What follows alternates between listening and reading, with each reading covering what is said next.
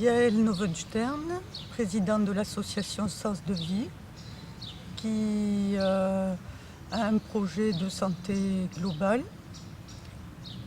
à travers l'accueil et l'accompagnement de la famille et de la jeunesse solidaire. Fatima Mourchid, présidente de l'association Pour Toutes. Cette association consiste à sortir les femmes du rôle d'épouse et de mère, de penser à elles en tant que femmes. Et Yael et moi, en fait, on forme une grande personne. Et ce qui fait que, bon, c'est vrai qu'il y a aussi l'interculturel et l'intercultuel aussi. On est de deux religions différentes et on s'entend à merveille. On a les mêmes idées, on a les mêmes objectifs. Et voilà. Et donc c'est avec ce thème de la biodiversité dans la nature, qui est la solution de santé pour la nature, et bien que nous sommes allés confirmer cette biodiversité dans les cultures, qui est une source d'enrichissement. Cette dimension juive et musulmane, elle nous fait sentir à quel point il est urgent d'avancer ensemble. Au contraire, la différence, c'est pas une malchance, c'est une chance. Compléter nos différences, c'est avancer.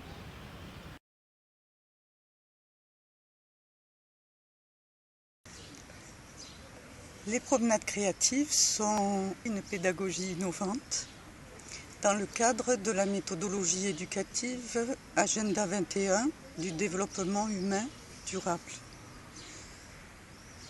Réunion de l'être humain avec la nature, observation de l'écosystème, c'est un ensemble d'éléments différents pour la permanence du vivant. Nous jouons à stimuler nos perceptions sensorielles et prendre conscience de tout ce que nous avons en commun, tous pareils, tous différents, tous ensemble.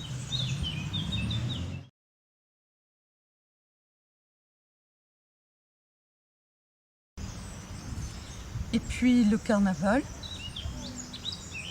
Cette année, c'est précisé le thème du carnaval de la nature et de territoire à territoire, c'est-à-dire des deux rives de la Méditerranée, célébrer le renouvellement, le départ de l'hiver et l'arrivée du printemps. C'est un temps de transformation, de passage, où nous prenons le temps de rêver et de définir une fabrique des rêves.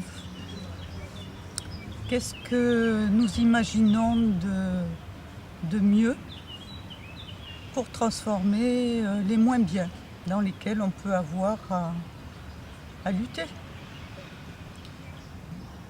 Ce carnaval devient une marche ensemble avec nos rêves, avec la musique, les chants de cohésion des groupes, des quartiers, bientôt interquartiers et de territoire à territoire.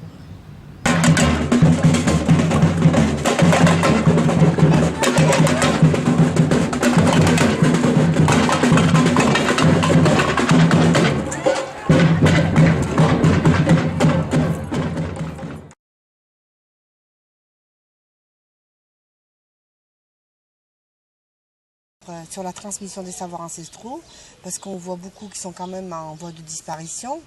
Et moi, je trouve qu'il est vraiment important de ne pas les laisser périr. Je prends l'exemple des tapis, de ces femmes qui font des merveilleux tapis, mais pour elles, c'est quelque chose d'anodin, alors que non. Elles ont elles ont des mains en or, elles ont des trésors dans les mains. On a aussi monté le projet d'une coopérative des femmes au Maroc pour qu'on puisse vendre ce qu'elles font. Pour le four traditionnel, c'est la cuisson du pain autour du four.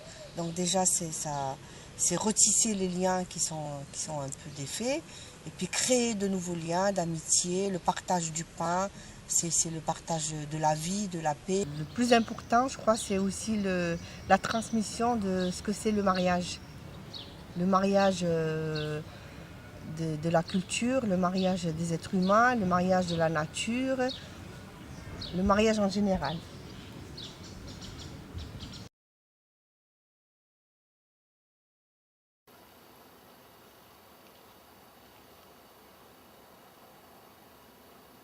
Chaque être humain, en observant l'écosystème, a la mémoire, depuis toujours, depuis le début, qu'il n'est qu'un élément dans le grand ensemble de la création.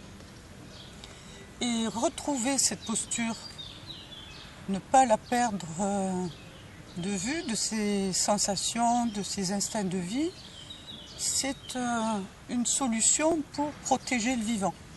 C'est-à-dire que l'être humain ne pense plus à être le centre du monde, mais il devient responsable que la vie reste au centre et qu'il perçoive quels sont les besoins de la vie pour plus de vie. Mais s'il n'y a pas la nature, il n'y a plus l'homme, de toute façon. Si la nature n'existe plus, l'homme n'existe pas. S'il n'y a pas de terre, il n'y a pas de vie.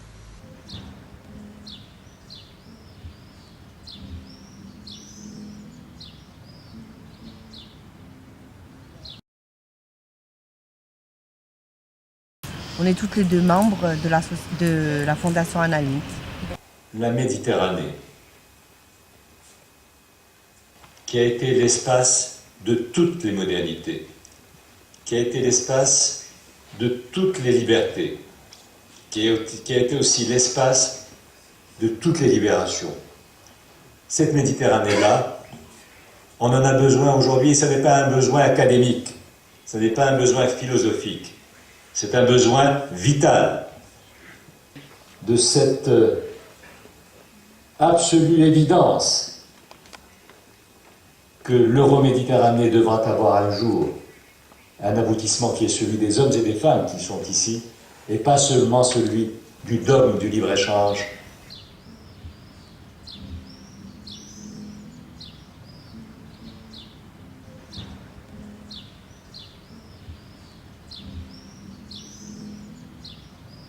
Et cette société civile, dans cette dimension créatrice, oui, et par le fait qu'il y a des moyens de synergie sociale, oui, de démocratie participative, c'est compliqué. Oui, c'est pas un mode d'emploi à suivre.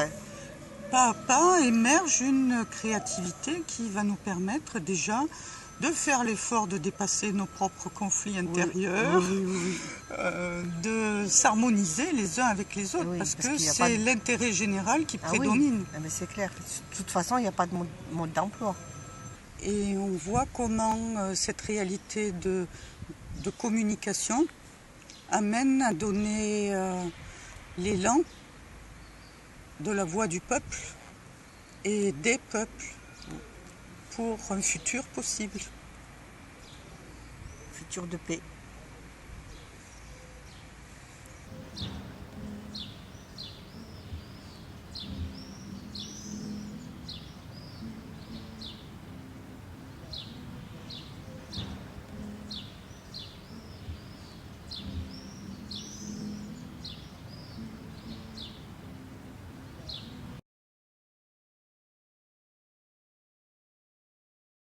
Moi j'ai aimé, c'est la fois où j'ai assisté à Pourim, c'est ça?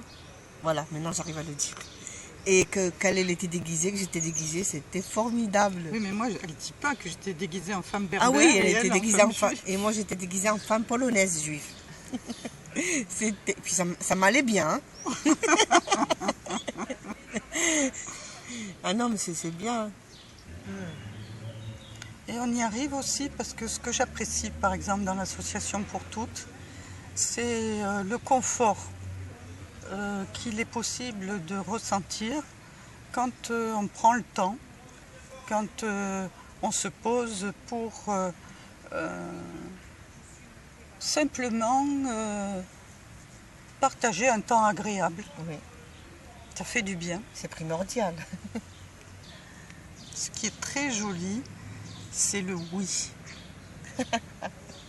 Comment on passe du non au oui? Oui, elle me disait une fois, alors tout ce qu'elle me disait, je lui disais oui. Elle me dit, mais Fatima, ça t'arrive jamais de dire non? Alors je lui dis non, mais je m'ai entendu dire non. Et donc, mais oui, on peut dire oui. C'est pas une obligation, quand on le fait, ça va être plaisir.